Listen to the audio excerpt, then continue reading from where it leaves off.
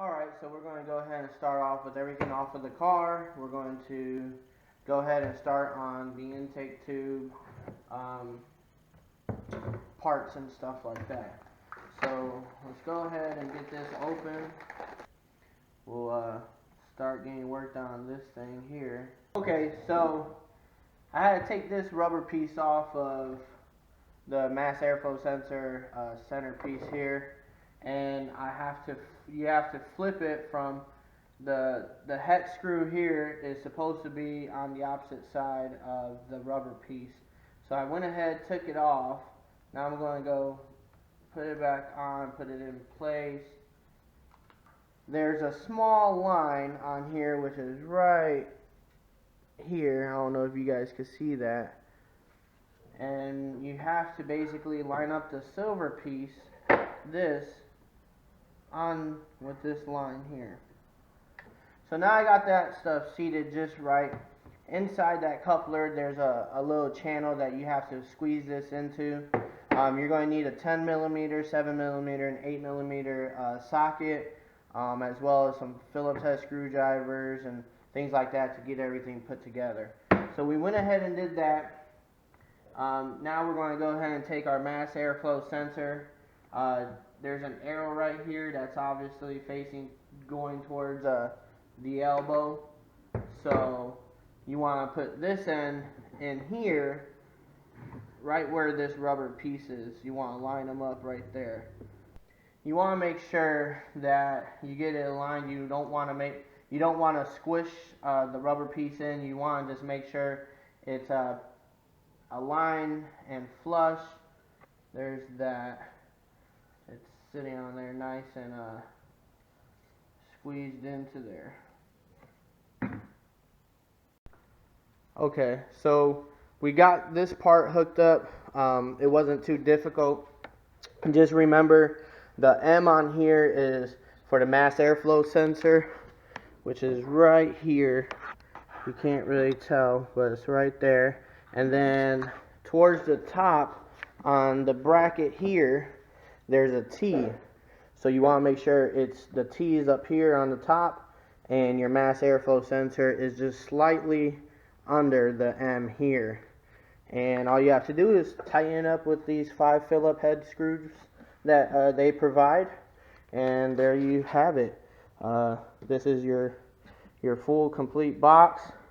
Don't forget, they supply you with a spacer basically, and that goes right here. So the next thing to do is get these couplers on here, as well as the throttle body, and as well as start getting this set up.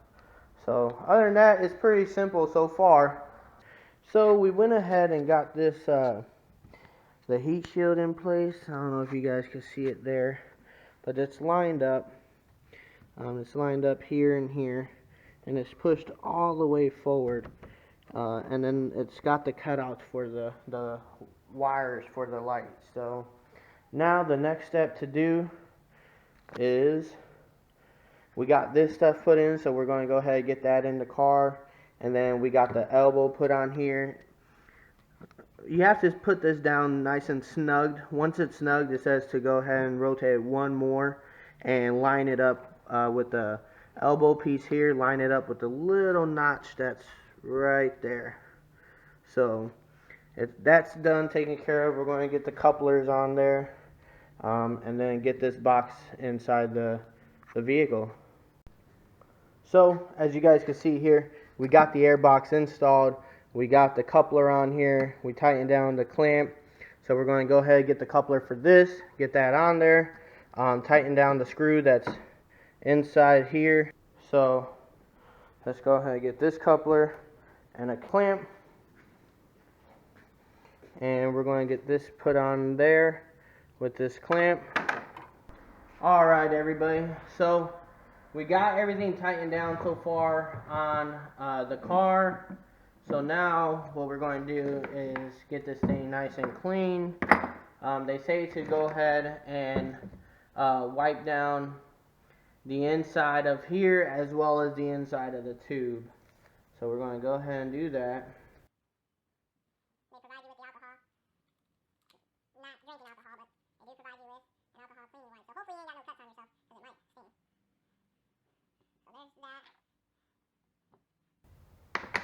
Now let's go and put this in the car.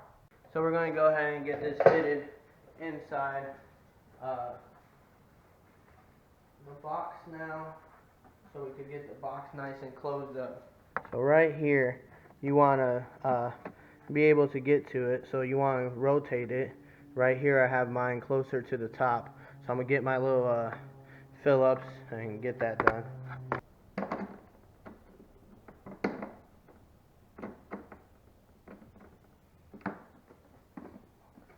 Nice and snug. Alright everybody, we got the air in tube on right here, so we're just doing these last little bit of clamps. These are all pretty snug. You don't want to over tighten them or nothing like that. So the breather tube is right here, and as you can see, you got your belt right here. So it's supposed to fit right between your throttle body, right underneath it, and it just follows that guide. You just want to make sure you don't push it too close to the belt and stuff. And then it feeds through right here, and then connects right there. So you gotta do a little wiggling and stuff like that to get that through, but overall the install of this was not hard at all.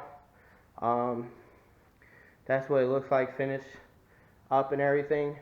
So the last thing we're going to do is go ahead and take this plastic off, screw this down, and that is it. This thing will be set and looking good. This is the install for the Roto-Fab intake. Pretty simple. Follow the instructions and you should be good to go. It wasn't difficult at all.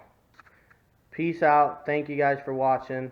And subscribe, like, comment, share on my stuff. Let me know how I'm doing. If anything, we'll talk to you guys later. Gabe's Addictions out.